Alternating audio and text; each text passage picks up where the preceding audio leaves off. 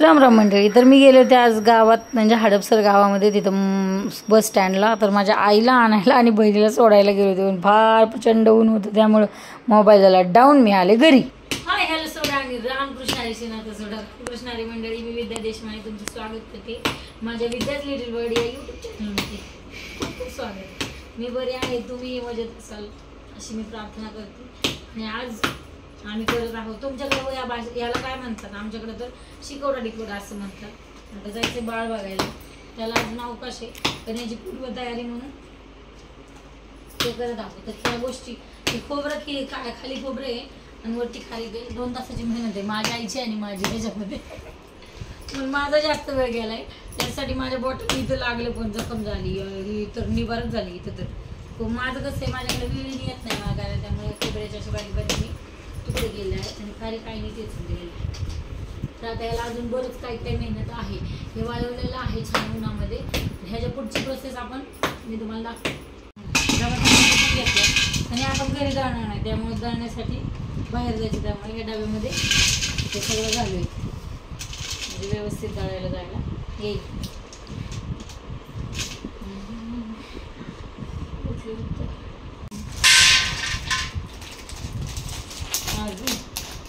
एक बदाम काजू आणि हा डिंक आहे. डिंक नाही येत मिक्स करत, मी कशात ठेवते. हे सगळं तळून घेऊयात मस्त छान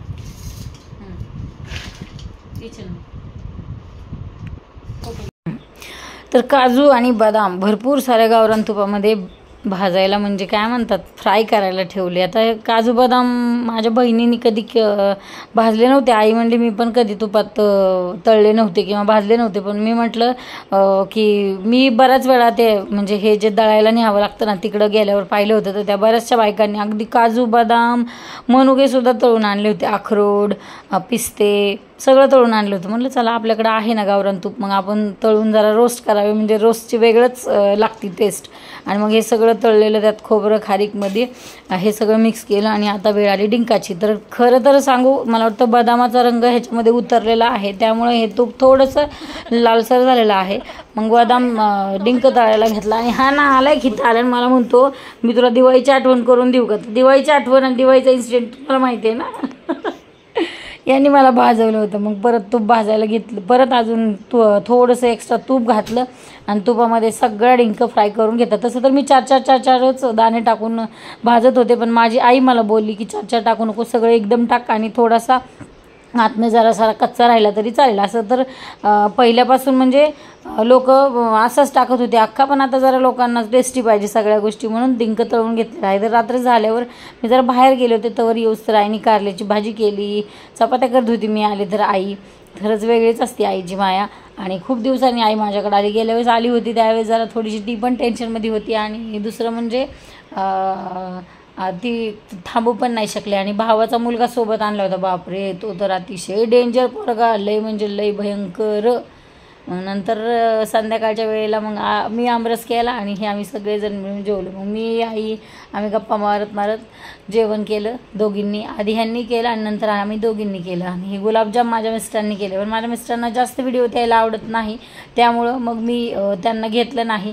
तर मग आईला जेवायला वाढलं आमरस चपाती, आणि आमच्या आईला तूप आवडतं, माझ्या मिस्टरांनाही तूप आवडतं ह्याच्यावर कशावर, आमरसावर. तर आम्ही दोघीजणी मिळून सोबत जेवलो, खूप साऱ्या गप्पा मारल्या. आणि त्याच्यानंतर आली वेळ त्याच्यानंतर आली वेळ गुलाबजाम तळायची. तर गुलाबजाम करायचा व्हिडिओ मी थोडासा ह्याच्यात घेत आहे, एडिट करत आहे, म्हणजे थोडासाच घेतला. पण हा ना ऐकलं की त्याच्या पप्पाला सांगतो, पप्पा मम्मी तुमचा व्हिडिओ काढती, पण ते काही बोलले नाहीत. आता सासूबाई आल्यात म्हणून कदाचित गप्प बसले असतील, नाही तर त्यांना आवडत नाही व्हिडिओत यायला. मी गपचूप तसं त्यांचा थोडासा व्हिडिओ घेते. पण गुलाबजाम मॅगी अजून हां गुलाबजाम मॅगी आणि चहा या 3च गोष्टी करता येतात. आणि भात करायला येतो पातेल्यामध्ये कधी कधी, बाकीचं त्यांना काही येत नाही करायला, पण करतात ह्या 4 गोष्टी. तर तुमच्या आहोंना काय काय येतं करायला. मग नंतर भांडी घासावी म्हटले, खूप सारा. यांनी गुलाबजाम तळत होते, पाक करायचं काम चालू होतं. मग म्हटलं आता हे आपण कसं इथं लुडबुड करायची, म्हणून मग मी खूप वेळ बसून राहिले. आणि बसल्याच्या नंतर सुरुवात केली मग भांडी घासायला. अख्खा किचनवर पसारा. आधी स्वयंपाकाचा त्याच्यानंतर ह्या गुलाबजामचा. मी कंटाळून गेले होते खरंच, हात जोडला त्याच्यासाठीच जोडला. मग भांडी घासली सगळी मिळून, म्हटलं चला आता भांडी तर पहिली घासायलाच पाहिजेत. मग नंतर माझ्या भावाचा फोन आल्यावर आई म्हटली जाते म्हणून मग आई निघाली. आईला हळदी कुंकू लावलं, आईच्या पाया पडले आणि आई गेली. आईला सोडायला म्हणजे माझा मुलगा इथपर्यंतच गेला, रोडपर्यंत सोडायला गेलो. तिथून आई रिक्षाने गेली, माझी दुसरी बहीण तिला घेऊन गेली. तर आई अगदी मला वाटतं 4-5 तासासाठीच आली असेल, ती बी खारीक फोडायसाठीच आली होती आई. आणि आज सध्याला आई पुण्यातच आहे माझ्या भावाकडे दुसऱ्यावाल्या. मग परत आई गेल्याच्यानंतर जे उर्वरित राहिलेले भांडी होते ते सगळे स्वच्छ करून मांडणीला काही भांडी लावली जी मोठी मोठी होती ती. आणि गुलाबजाम फायनली त्या गुलाबजाममध्ये पाक टाकला आणि पाक टाकून ते गुलाबजाम झाकून ठेवला, गुलाबजामचा डब्बा झाकून ठेवला. आणि मग मी फार प्रचंड दमलेले होते. मग म्हटलं आता चला तुम्हाला सगळ्यांना राम राम करावं, गुड नाईट करावं आणि हा व्हिडिओ इथेच मी संपवत आहे. तर तुम्ही चॅनलवर नवीन असाल तर चॅनलला सबस्क्राईब करायला विसरू नका आणि सपोर्ट करायलाही विसरू नका. जय संताजी, राम राम मंडळी, रामकृष्ण हरी.